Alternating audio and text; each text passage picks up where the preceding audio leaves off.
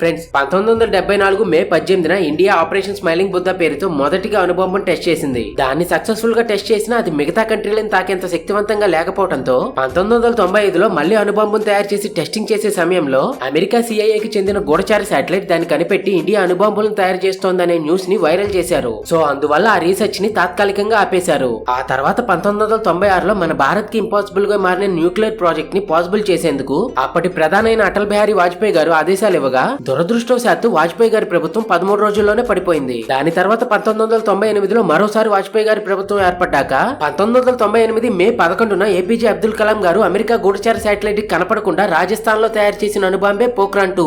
ఆ అణుబాంబును టెస్టింగ్ చేసిన తర్వాత దాని ప్రభావం వల్ల పాకిస్తాన్ కి చైనాకి తెలిసింది. నెక్స్ట్ రోజు చైనా ఇండియాలో ఏమైనా భూకంపం వచ్చిందా అని అడగ్గా అప్పుడు వాజ్పేయి గారు అది భూకంపం కాదు, మా ఇండియన్ సైంటిస్ట్ అయిన అబ్దుల్ కలాం గారు తయారు చేసిన అణుబాంబు అని చెప్పారు. అది వినగానే చైనానే కాదు ప్రపంచంలోని చాలా దేశాలు షాక్ అయ్యాయి.